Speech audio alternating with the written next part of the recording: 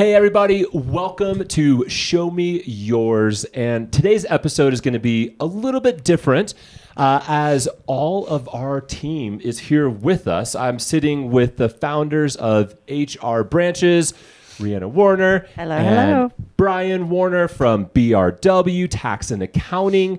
We are the company behind Show Me Yours, if you haven't figured that out yet. And today we felt like it was time that we show ours a little bit.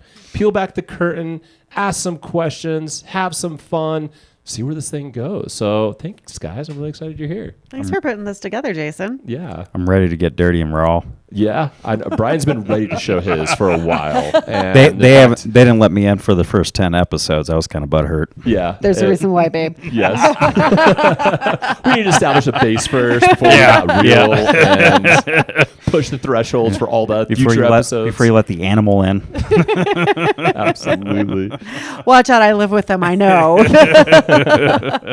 So we felt like a fun way to kick off today would actually be introducing a new segment, something that we'll be doing in the future. We have been working hard on our Show Me Yours question bucket. In here are 40 questions that have to deal with vulnerability, failure, and ultimately showing yours. That has to deal with everything from business to life to some of your experiences. And it's kind of a wild ride. I know some of the questions that are in there. I don't know all of them. So I, too, am not quite sure what the bucket will bring. But I figured let's surrender ourselves to the bucket, ask some questions, and see where this thing goes today. Surrender to the bucket. That sounds like a rough night. A bucket of beers. It really does, doesn't it? It may be a rough segment. Who It knows? could be, but I don't know. I think you have to kick us off. So I do. Okay. Now, all right, we're going straight in, huh? go in. No pressure. I'm like, oh my gosh. Okay, I'm gonna dig deep. Is nudity permitted here? Is that? I mean, Because I may really have to show it. We can blur it out. That's fine. Honey, if that's what you want to do, I just need Jason to sign a consent first. Yes. Make sure he's okay with that. Or, get those bubbles ready and those, like, cover that up. Watch out, ladies. He's all mine. All right. What do we got? All right. Beyond the P&L, what is the biggest personal sacrifice you've made for your business that looking back you do differently or the same? Whoa, we're dropping right in. Yeah. The bucket delivers. That's a big one for me. There's a lot. Mm-hmm. Honestly, there's two, and it's very family related. First, our children. While we built these businesses to enhance our team's family life, like we tell our team members all the time, like if you're missing a family event, we've got a problem, right? And it's not that we miss family events, but our kids know that like the family lives and breathes around the businesses. It's almost like another family member to them, but they've given up a lot in that name. There's times when mom and dad are stressed out and they want to do something or need something and they get the stressful reaction. They have sat through countless dinners of business talk. I mean, our children really should have an MBA. They're freaking They smart. better have it. I was gonna say, They're not going to get the real one out there because they've already got it. Yeah. You know, anything is dictated by the businesses.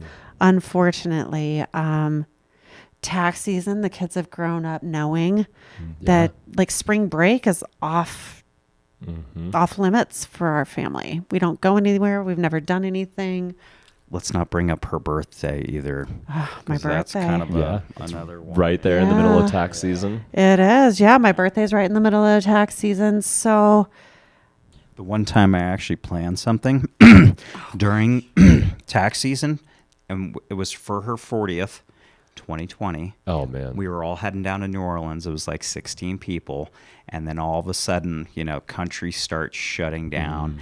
And I'm calling people, and we're on the group text, and I'm like, everybody make sure you bring like at least one roll of toilet paper. It sounds like toilet paper is starting to get kind of thin. And then all of a sudden, New Orleans was like, sorry, we're closing all of our bars and restaurants. And then at that point, I was like, oh, I guess we're not going, because what else are we going to do down there? I Right. mean, everything's closing down. Yeah, we had to shut down the whole trip, 2 days before we were scheduled to depart.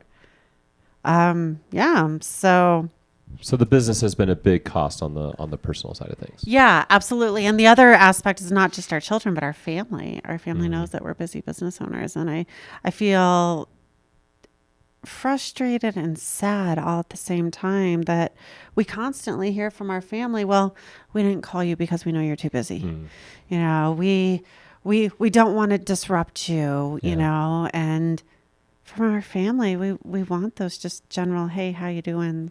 And unfortunately, because of the businesses and how busy our life is, they feel as if that's more important and they don't want to disrupt it, which is a huge sacrifice. Yeah. And we've tried over the years to communicate, but it's just our family's so kind and loving, and they don't want.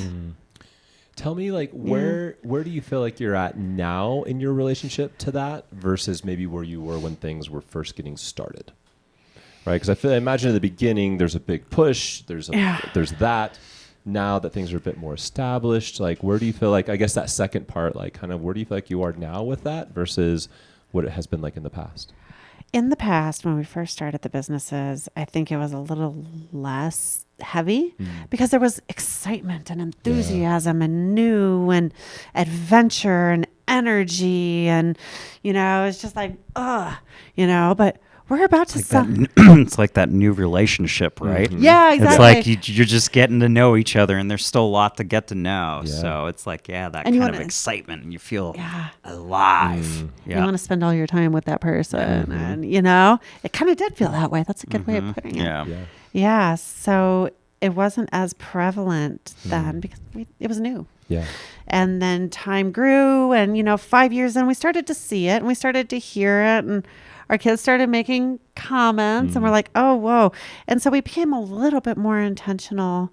And while I think there's reasons for our intentionality, like that's the big reason why we bought our house down in Florida. Yeah. It's because we realized that we have to literally pick ourselves up and take ourselves out of the state of Colorado to have any time to connect with our kiddos. Yeah.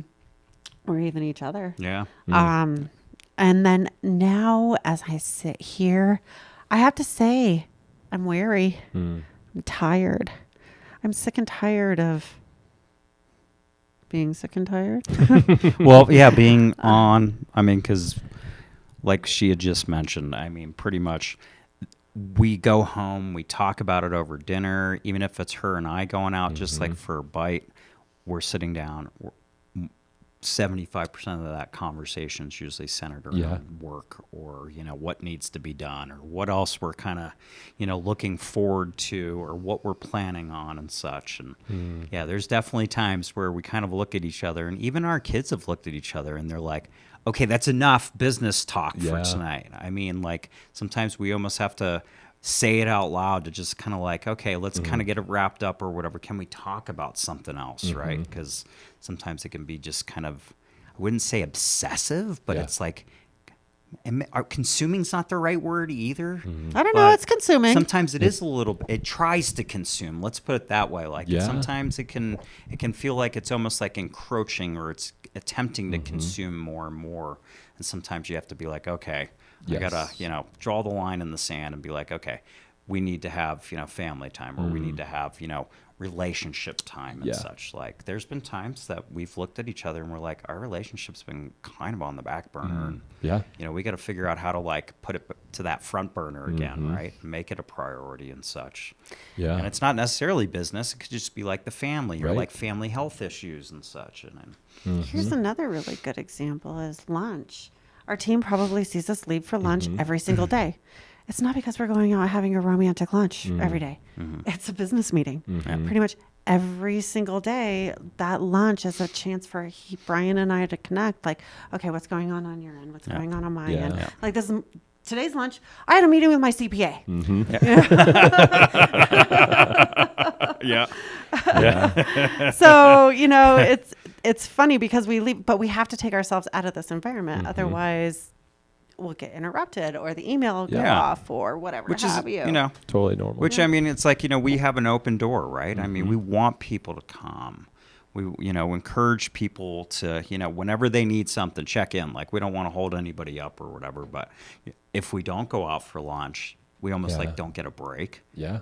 And like she said, we are discussing the business, but at least we get a little bit of a breather where we can be like, okay, just take a little bit, especially a screen break. I mean, when we take Baxter on a walk too, that's another opportunity for us to just, stretch the legs and just kind of, get that break from that screen. Stinking screens. Yeah. That was a good one. I think the bucket delivered on the first question. Anything? I'd say so. on Damn, that? brother. Yeah. That was So, good. Yeah. All right. That was really Brian good. needs to go next. Yeah. Needs to go next. All right. babe. Let's see. What do we got? I'm gonna Yeah, go dig in deeper. there. Just go right off the Yeah, I top. was like, just can't take the first I have to one. say, anybody who's watching, and if you haven't met Jason in person, he is the best question asker. So, Right. Ooh, we got more money here. So what was your biggest financial facepalm moment? A bad investment, a poor spending decision, etc. Ooh. that is the perfect question for you. That is the perfect I'm wearing question. money green today and everything. I know. Man, it's like, gosh, what do I share? I mean, I've got all. I got face palms, bad investments, poor spending decisions. Oh, yeah. Okay, you know what? Let's get a little raw here. So this space that we're currently sitting in became available. So we ended up taking on about 2,400 square feet. And we actually kind of started to grow and get up to the point where we were starting to fill out a little bit. And our landlord came to us and pretty much said, hey, the company next to you guys is going out of business. I've got 10,000 square feet. Are you guys interested? And we're like, actually, we are. So we came over here and we looked at this, and we had always talked about doing, having a training room. And we just saw the space. And at that point, it was just like, okay, everything's like architecturally very similar. We started kind of running and going through and like talking to some contractors. And, pretty much it was a very cheap kind of, bringing the spaces together. Like, it didn't take a whole lot. And that was something that we were just like, okay, we can go ahead and pay for that. We don't even need to, put that into the lease. However, I think we, or specifically me actually, because Rihanna was a little more hesitant to take this leap. I mean, we tripled our rent pretty much. Yeah. Grabbing this space. And it was to that point where we felt like we were going to probably grow into it pretty fast, but then I think we didn't. I think we ended up taking on so much space here that it's taking a lot longer to kind of grow into it. And I think I finally see like we are going to grow into it here probably in the next, 6 to 12 months. Yeah. And the space did become available. Like when it became available, we kind of looked at each other and we're like, it's a little early. Like we kind of knew we needed probably another 18 months, but our landlord was a good salesperson and he was just like, well, I could put a restaurant in here and then you're going to have to share your bathrooms with the restaurant. And I'm like, well, we can't do that. We have sensitive information here. So, at that point, it was just like, gosh, like I think it was early. It was a major leap of faith. Yeah. Poor decision.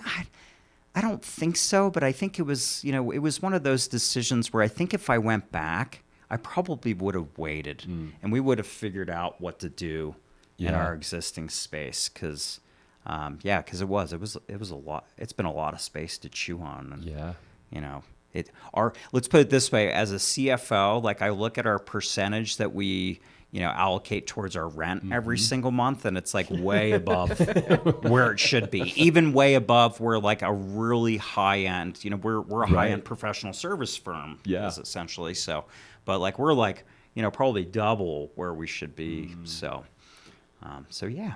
Yeah. Yeah. How do you think about that from a perspective of decision making, and even like other business owners that are sitting and looking at that, kind of weighing out the cost benefit of it? Obviously, the cost has been high. The benefit is evolving. It's there in some levels. I think an argument could be made there is a lot of benefit to having made the expansion. But I don't know. How do you what's the initial piece that you feel like you leaned into to answer that? And either of you guys can speak to this, because I feel like there's a lot of business owners that have to make those kind of decisions, right? Expansion costs money. Growth costs money. When do you put your chips on red and take the gamble? That's a loaded question. Definitely. And I think it's, it's my favorite answer, depends. Right. However, I mean, hybrid's always an area that you could look at, like, okay, can you have people kind of in the virtual environment, or maybe they're only coming in the office for a couple days and you have kind of like a rotating schedule? Do you have some space where maybe you can get creative with that space, where maybe it's, an existing, it's just like an extra conference room, or it could be like an extra large office that maybe you could look and convert into, some like co-working space, or like, I've seen some beautiful, not the cubicles of 30 years ago, but there's some really nice kind of like partitioning, furniture pieces that you can actually partition off and have some separate office spaces. So there's creative ways to those work are space. Yeah, there is. But I also think, Jason, you're if I understand, you're asking a little bit more of a broader question on how do you know when to take that leap of faith, when you take that risk. We took a really big risk in absorbing the second space. It's been good for us, but we really did build our break-even analysis based on being able to use the training room and bring in additional revenue on the training room. And we just really couldn't get our training program off the ground. Never grew much traction. And so I think our break-even analysis, while it was strong and it was healthy and it was smart, it was optimistic. And we kind of leaped in without doing the right research, without doing the right, market analysis. The market... Well, first, especially at that time, the market didn't want in-person training. Yeah, this is like post-COVID, right? Just after COVID, like 22? 22? Yeah. So the market was like, I don't want to hang out in this room with 20 other people. Yeah. And we were way too optimistic about people wanting to get back into in-person and developing relationships and stuff. The other thing that we really didn't see was the money that we were investing on this side prevented us from investing money into other areas of the business, right? So when it came down to an opportunity for us to maybe make a hire or something like that, we're like, well, shit, those funds are already committed to the rent. Yeah. And so we weren't able to really expand until a couple years in, when our top line had grown, our margins were much stronger, to where we could say, okay, now we've got a little bit of breathing room, but still now it's like, well, we still have this huge ass rent, okay? And we have payroll and we have all of this stuff. I mean, gosh, I think our monthly expenses are more than I made. Hell of a lot more than I made in my first year after college. Yeah. Right? Those are just our monthly expenses. No, they're pretty much encroaching my top salary working for somebody else. Yeah. Yeah. Oh my gosh. Annually. You're so right. And that's just monthly. Just to put it in perspective. So see why we don't sleep? Yeah. It's a big one. It is. So, luckily we're able to breathe a little bit more, and, here we are sitting on this side, and now we're able to kind of hopefully eventually monetize through the podcast. We've got the podcast room in use. We're putting this side more to use, but it's taken a lot longer to get there. Yeah. So when do you put all of your chips on red? You can do all these analysis. You can do all of the meetings with your CPA and your consultants, and really I think it comes down to looking at all of the data and information, but also trusting your gut and also taking advantage of opportunity. This space was going to be leased out to someone else, which means this was our only opportunity to take advantage of this space too. So, and if we didn't, that could have stumped our growth as well. Yep. Yeah. Damned if you do, damned if you don't. Exactly. Yeah. Yeah. That feels like business. Uh-huh. All right. I'm going to draw the next one. Keep this train moving. See what the bucket has for us today. Ooh. Share a moment when you realized you were operating outside of your zone of genius. Ooh. And what was the immediate action you took? Love this question. That's a really good one. For me, it actually was part of the impetus of why I landed here working with you guys. Is the company I was working with before, I was doing sales coaching, and I was giving a lot of like one-on-one support to relatively junior salespeople. A lot of them were pretty green. They had maybe been in a sales job for a couple years, but almost across the board, they were all stepping into an industry that they didn't know. And so from a sales perspective, trying to sell something you don't know can be this is a longer ramp up time, right? I mean, a good salesperson can sell anything. And that was always something I believed in and continue to believe in. But I was just watching a lot of these like junior salespeople coming in, and they were coming, my job was to effectively train them and to coach them. And that isn't really my zone of genius at the end of the day. Like, I'm good at it, but like I was so bored at the end of the day. Just like, shoot me in the face, give me something else to do. Let me be strategic. Let me be creative. Let me all these things that I have to be able to offer was literally like a cap was put on it. And it was like, just train the salespeople. Oh. So I had like 30 people that I was training, and I loved the relationships that I was building with them and all of that. But there was this piece, like every day I would wrap up my training sessions or my one-on-ones that I was doing. And I'm like, God, I could be doing so much more. There's so much more I could offer. There's like, I just felt like I was wasting away, like all of these other things that I had to offer, really what I felt like my genius was. And when I brought that genius to the team in the past, it had been kind of shut down or hadn't really been accepted. It had been kind of rubbed up against with others' visions and ideas, and there just wasn't a lot of that freedom. So once that really started to land, I knew my time there was done. And so it was January of last year that I went to Tiffany, my wife, and was like, hey, I'm done with this job in June. Like I had a mastermind that I was leading. So I was taking 12 of our like top 10% of our salespeople were in a mastermind with me.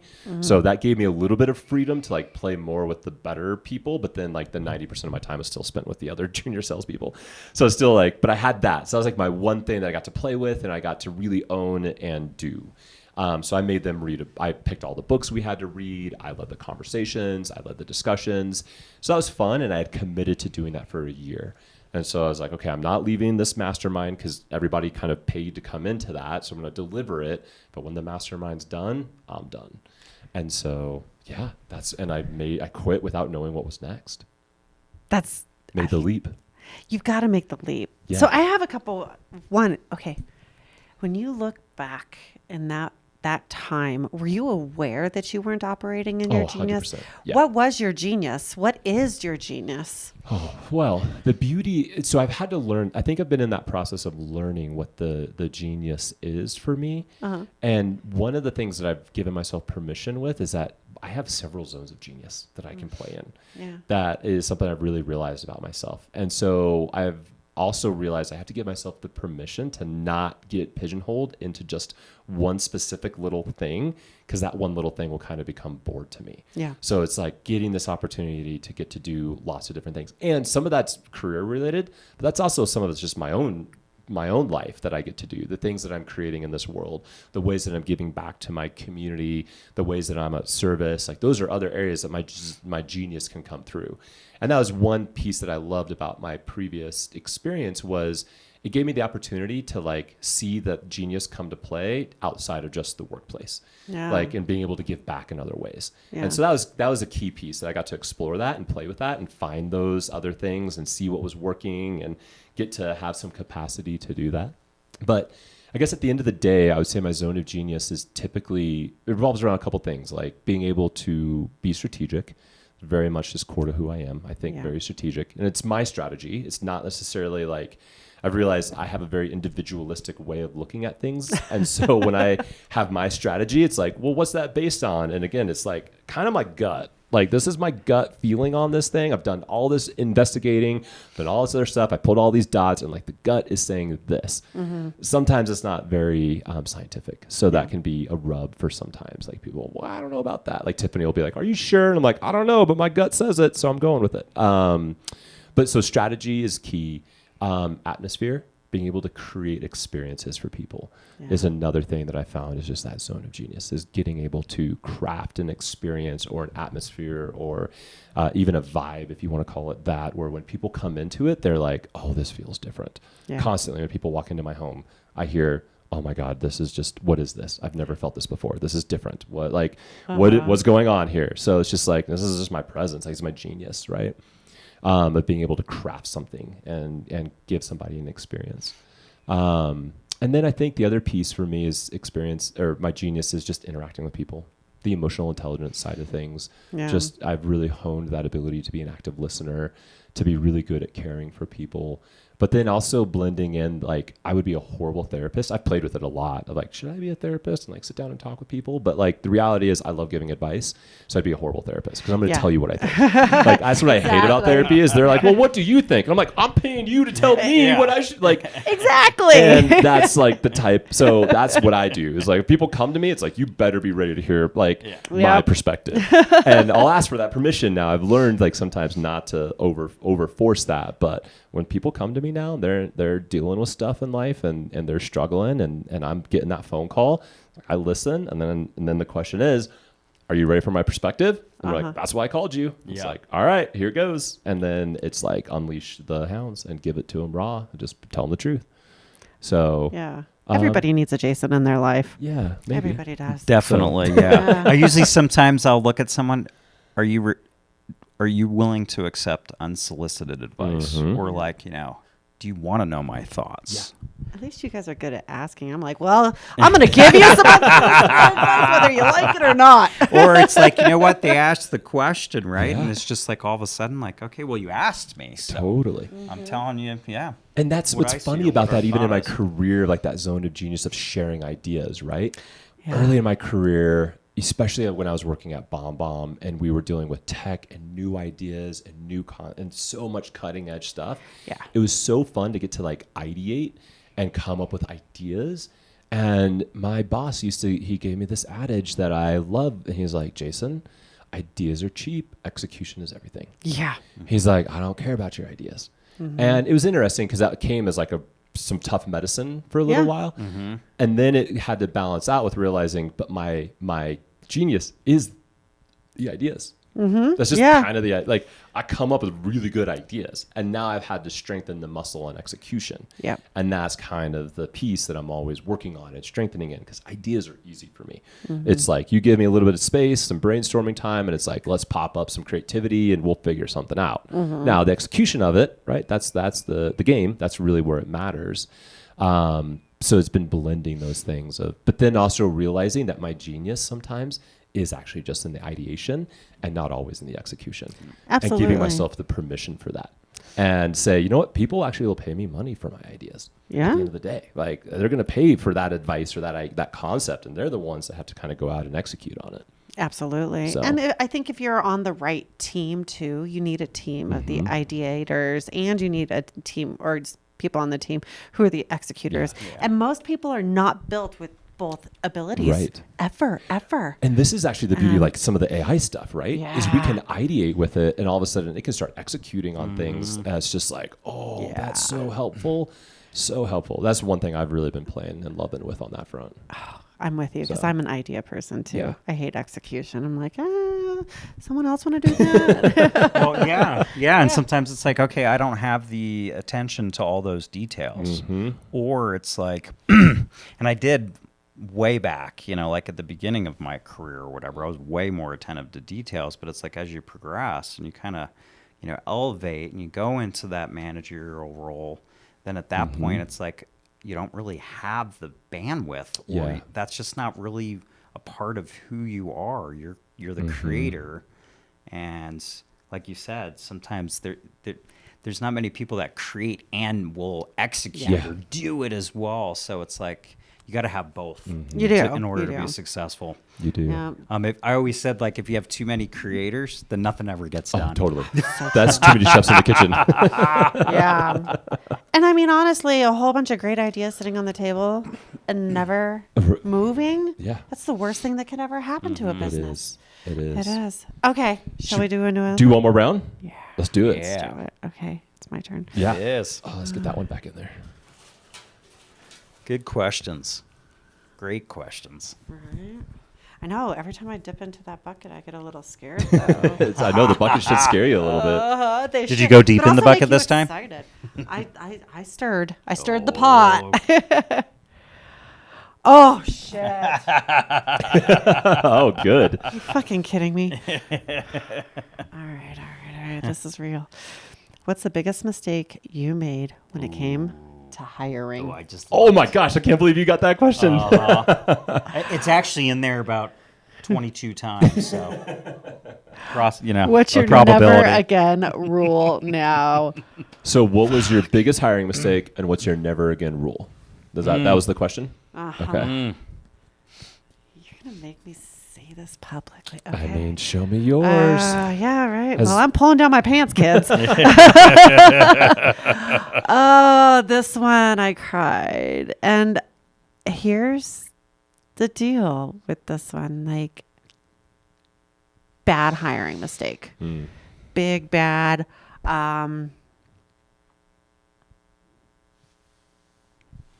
No names are necessary. I know. That's what I'm trying to, figure out. So we hired this individual to come in. And at that time, we didn't have a position posted. We didn't even know, but we saw this person was available. And we thought the world of this person and their skills and capabilities.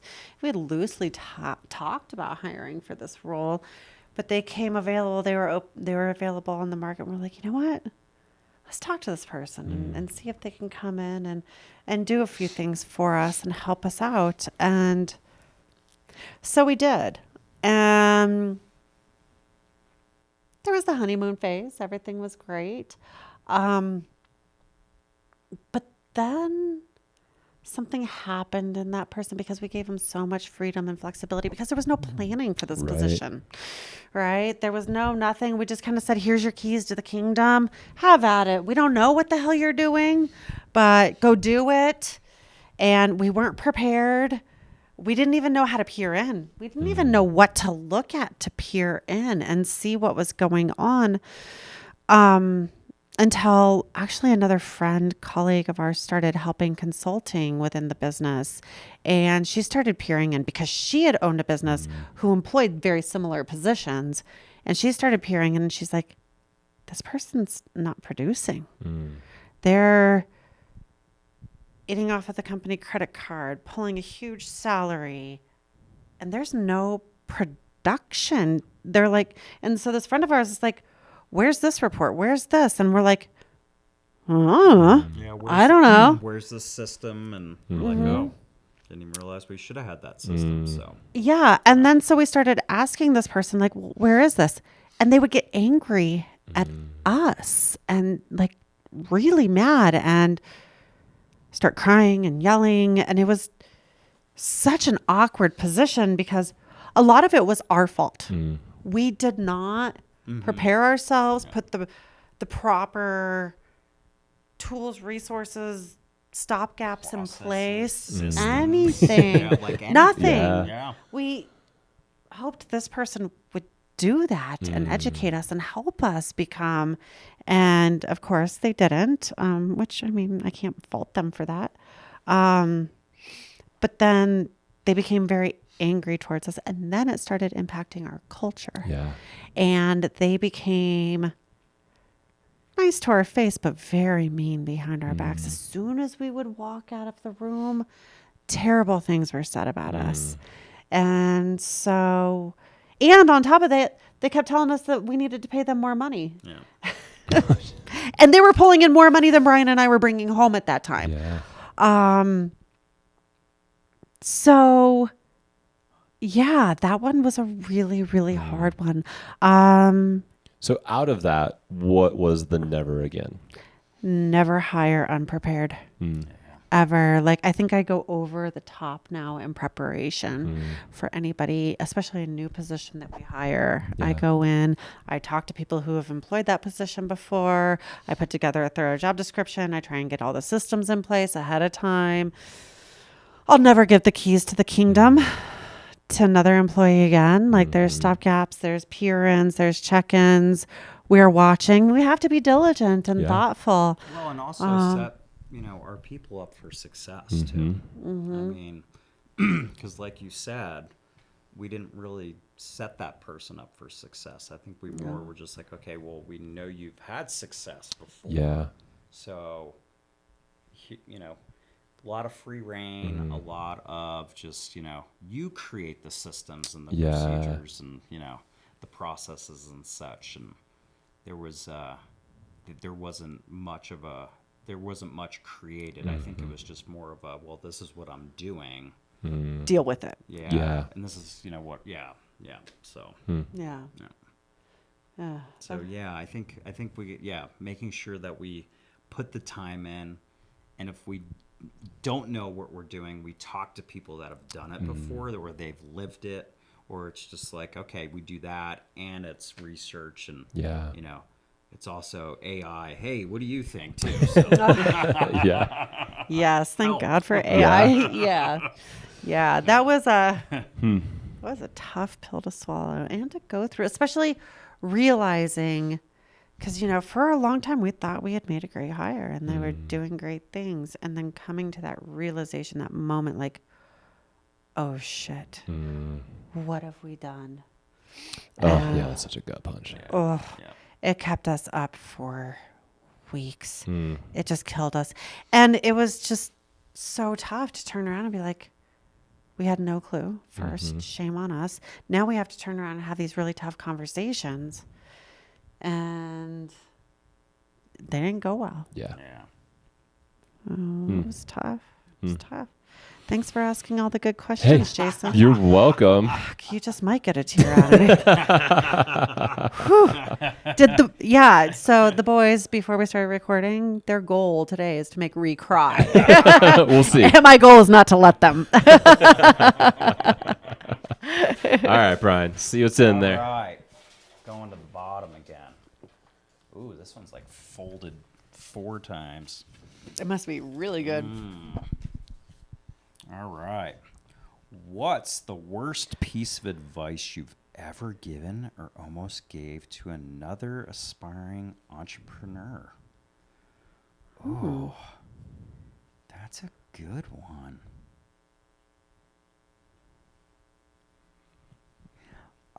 I would say, let me think through this for a second here. You never give bad advice. Well, I'm sure I have at some juncture. Going back to optimism, I know that, and I worked with a lot more startups, like when we were a startup, and ironically, we're almost about to become a startup again, so that's like a whole other topic, right? I know, but it's so exciting. When I first started out, this is almost 10 years ago. It's been a decade. And, at that point, Rihanna's like, are you going to buy a book of business to get going or whatever? And I looked at her and I'm like, I don't think so. I said, I think I want to actually like mold this company, like mold, the processes and the systems. And I want to work with who I want to work with. I said, I think I want to, I want to build this thing from the ground up. And, kind of going back and like looking at that, I mean, we were living off of Rihanna's salary for about 2 years. So, I pretty much started with nothing. And even 9 months in, when I was in my basement, it wasn't really going anywhere because we had our son who was like, was he, first grade or something? 5 or 6? He's 5 or 6. He would put his fingers underneath my door because there was a gap between the carpet and the door, and he, pretty much, and his fingers would pop out. Dad, let's go play baseball. And it's like, dead of summer, and I'm like, a lot of times most accountants during the summertime, it's not as busy, and especially when I was very fixated on like a lot of tax work when we first started building the business. So I would say number one bad piece of advice is trying to bootstrap a business.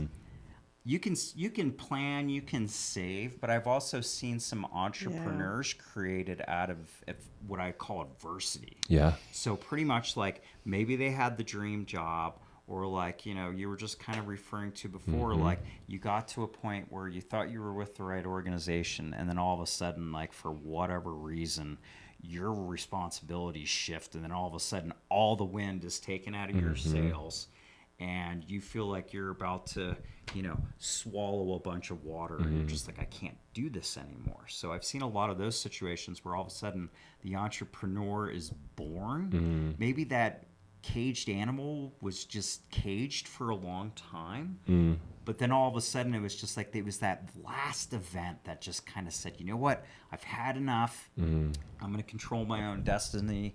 I'm going to pave my own way, and not going after financing right away. Yeah. Right? So, like I said, those people, like, they usually didn't have a plan. And I think at first, like, because I did it and I was fortunate enough to have Rihanna, and she was able to continue paying our bills, and we didn't have to eat ramen every night, thankfully. But probably encouraging people like, hey, there's a lot of grants out there. There's a lot of, like startup financing that we could get you connected with.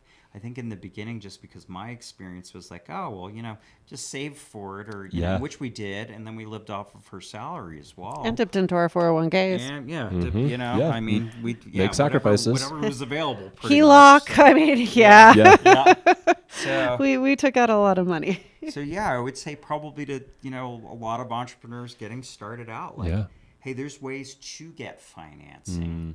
A lot of banks will be like, hey, you need like 2 years as a company, and you got to, maybe even show a little bit of profit or whatever before we'll even talk to you. But I mean, like, the Colorado Enterprise Fund is one that like really focuses in the startup sector. And they even provide like trainings and classes and like one-on-one consults and such. And of course, like the SBDC. I mean, there's just so many resources out there, and I think probably when I was first starting, I was probably aware of about 20% of what was available. So I think that would probably be kind of going back. I think I probably should have been a little more well versed in what that kind of the whole startup just like ecosystem and the support system that's available here in this community is pretty incredible. Well, I also think bootstrapping, looking back, because I think you bring up a good point, looking back at our humble beginnings, is bootstrapping. It stunted our capabilities because we didn't take out, we didn't strategically borrow money. We didn't strategically plan out our money for marketing or, sponsorships or systems or anything like that. It was more, we need money. Yeah. Need that bill. We need money. We better go get money. And so, and that's bootstrapping. That's a lot of it. And bootstrapping oftentimes is very reactionary. You react to oftentimes that moment where you're like, fuck it, I'm out. I'm starting my own thing. I'm doing it, which both of us have went through. And you go in, you jump off the cliff, and then you sit at that desk on that very first day, and you're like, well, what do I do now? You probably felt that too, right, now? Jason? Yeah. What do I do next? I'm a business owner. Right. I guess something's going to come my way. How do I get a the phone client? just rang? Oh, no, it didn't. No. I really wish it would. Yeah. Checking your Google Analytics, like, is anybody on my website today? And it stunts your capabilities because let's face it, those bills, those invoices that come in for a business are a lot higher than your personal expenses. Yeah. I mean, business is just expensive. And so if you want to start a business before you jump off that cliff and have that fuck it, I'm out moment, you really do have to spend some time and say, okay, what is it going to take for me to strategically get there? How much money do I really need? What activities really need to happen? I think had you and I actually gone through a proper practice of that, because all we knew how to do was the accountant and the HR side of it. Right? And we thought we were pretty damn smart too. Right. And then we walked into this world that we knew nothing about. I don't think we slapped a business plan together until about 5 years ago, actually. So, and I remember someone asking, well, did you guys put a business plan together? And I was like, No. oh, I remember those from college, but Yes. no, we didn't. We just kind of Yeah, but we put it months together. and planned it out in our heads and planned out a couple spreadsheets or whatever, and then it was like off to the races. Yeah. Tiffany and I were working on, she's kind of thinking through some new business stuff for herself and what she wants to do. And we were kind of dreaming and we were working through this concept and we were like doing some math on it, right? So I was doing the math. I was like, okay, is this viable? How does this work out? So I start kind of doing all this stuff, and her being a business owner, I was being optimistic. And so I presented this number to her, and I was like, oh, this would be awesome. She's like, cut that by 40%. Yep. She's like, whatever you think you're going to sell or whatever I think I'm going to sell, always cut it by at least 40%. And she's like, and if that number makes sense, then maybe. But don't go off of what you think you can do just at a max, right? That optimism's like, oh, we could do this. And it's just that principle of whatever it is, cut it by 40. And then to do the So math on that true. and be like, oh man, that other number was a lot more fun. I don't like the 40%. That one was sexier. That one's like, ooh. Yeah, that's a little 60%. tight. That's an F. That's a failing. I don't want to do that. Yeah. But it probably is the most it was true. truthful. Totally. It was the most honest answer that you needed to see. And I think we had most of the optimism in front of us. And we were like, yeah, we're going to do all this and do all of that. Yeah. And I mean, we've done well. Yeah. We've done Yeah. well. It's Very worked. blessed, It's yeah. worked. I mean, we have been able to pay our bills. We have been blessed in giving our kids a good life. Hopefully giving our team a great place to work and serving our community with our whole hearts. But yeah, we were stupid. Yeah. We were dumb. Well, even in to those this early- day, I'm some like, we shit, put together yeah. projections, and I think they're pretty, they're usually pretty lofty. Yeah. They're usually pretty optimistic. I don't think we've ever hit one before. No, we've come close. We've been Well, hitting or- our sales projections. Well, we're Yeah, hitting- well, yeah. Jason has been. Well, Jason's been killing it. Yeah. And even our revenue projections you came for in this and year. you created and you brought, Yes. processes Right. and systems and all the things, Ideas right? and execution. Yeah. Well, Grr. All right, Okay. let's land this plane. Let me All ask right. one more here. See what we want. Oh my goodness. Ooh. I don't have an answer for this one, so I'm gonna put it back. I'm sorry. That was a really tough Cheater. one. It was, Yeah. but I just don't have. I just legit don't have an answer. I can't even bullshit an answer on that one. Oh, really? That's yeah. not outside of your abilities. I know. I'm a pretty That's good. outside of your genius. Yeah. Tell us about a time that you had to fire someone you genuinely liked. How did you navigate that emotionally charged decision? And for me, this was an employee that I had hired when I was at BombBomb. And it was my first time really being a manager, going through the process of actually being responsible for the hiring, responsible for my department. I had about 10 people that were underneath me. And it was the first time that I was the one doing the initial rounds of interviews and making kind of the call on who I thought was going to be the right person for the right seat. And this person came across, instantly thought they were amazing.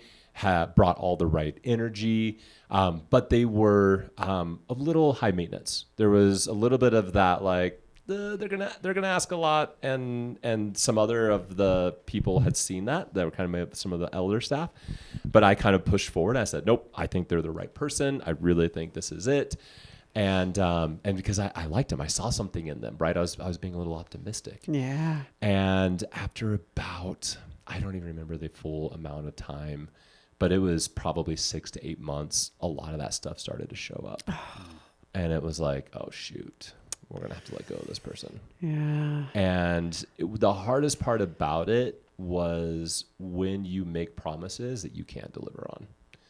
And for me at that time, being in middle management, that was probably one of the toughest lessons that I had to learn, was that I can't promise anything because I'm not in charge. Yeah. And so to be in that hiring position, but not get to have anything that's, I don't have any say of what's happening over me. I have a little bit of say what's happening in this department, but even then I'm beholden to what I'm being told. Yeah. And that was hard. And it ended up not being, I think it was a good experience for this person, but it was also pretty challenging for them at the end of the day. And if I were to have gone back and probably listened to that initial gut of like, they might be not the right culture fit, that probably was the answer, but I liked them and I thought they were going to be a good fit. Yeah. And so just the emotions of that, like the weight of that, of like the disappointment of making those promises that you couldn't deliver on. Yeah. At that point, that becomes like trust, that becomes integrity, that comes, these other things. And it was a good lesson to learn of like, oh, did I oversell this, on some level, because I was trying to get them because I thought they were going to bring so much value to our team. So I kind of, pushed the edge a little bit on what reality was. And it's like, yeah, right. I mean, it's a lie. I mean, maybe kind of a thing, right? Yeah. But when you're in the fast growth environment and you're trying to recruit the best possible people, you kind of can throw those things out there. You can kind of throw some big promises out there, especially when things are kind of unknown at the end of the day. So it's easier to go towards the shinier side of things than the harder side of things. And so that was a tough lesson to go through and learn that. It is. I think at least everybody sitting in this room has been there. Yeah. I mean, I think it's one that we all go through. Yeah, absolutely. One thing I definitely know for sure is it's so much easier to tell a person no during the interview process than it is after you've hired them. Mm-hmm. So much easier. And that's a big thing for us. If there's an even hint of a no, it's a no. Yeah. It's a no. Like, the only way someone can join our team anymore, and I think it goes back to that one person that I was talking about, was it has to be a resounding, enthusiastic yes from everybody that they talk to. Yeah. Enthusiastic. So. Yeah, because I think that turns into like, if it's not a fuck yes, it's a no. Yes. Exactly. Kind of how it rolls. Exactly. Like, if it's not that, it's a no. Yeah, we should put that on our interview questionnaire. Is this a fuck yes? Totally. Jason, you just may have added to it. If it's not a fuck yes, it's a no. Yeah. And I think that's how it has to be across the board, kind of to bring this to, a little bit of a nice little pretty bow is in business, whether it's, looking at that optimism sprinkled with that 40% or hiring someone or, gosh, even those numbers, right? If it's not a fuck yes, it's a no. Yeah. And business owners and leaders have to be more willing to say no and do the tough stuff than do the fun, fancy, frilly things. Yeah. I mean, I think so often you could like boil down the majority of the conversations that we're having in this room, that we're having on this podcast, to the very simple concept that somebody compromised on a no. Yeah. I mean, it kind of boils to, in every way, I feel like that's the thread. It always comes back to that. It's like, it was a no, but I compromised, right? Yeah. Or I let it slide, or I didn't really hold the line or whatever. And thus the trickle down effect of that. And so if we just be confident in our fuck yeses, maybe we'll never make mistakes again. I don't know. Maybe. I don't think that's how Let's it give it a shot. But I think that to me has been a shift in my own life back to these other things. It's like, I'm leaning into the yeses. And if it doesn't feel like it's a yes, then it's a no. Yeah. Kind of goes back to what you said about your gut. Like that's always something that I've always taught our children, like, if your gut is telling you like something's off, or like you're in a situation where you're just like, okay, I just don't, it doesn't feel right. Yeah. Like, it's probably, your gut's probably right. Yeah. So And Yeah. don't fight I'm it. kind of a go by the gut Yeah. with a lot of things, pretty much. And So when are we going to Vegas and putting it all on red? I think August 9th. are we just going to do the whole company Yes, bank we account are. and then see how it goes? We're putting Yeah. a lot on red We're putting on a lot August on 9th. red right now. Yep. We got some fun stuff for people coming. We do. Well, Jason, you want to bring us home? Yeah, this has been a great episode. Thank you guys for joining us, peeling back the layers. We've got some really fun guests teed up that I know are coming in the next few episodes. So we look forward to seeing you guys on the next episode of Show Me Yours. Peace. Fuck yeah.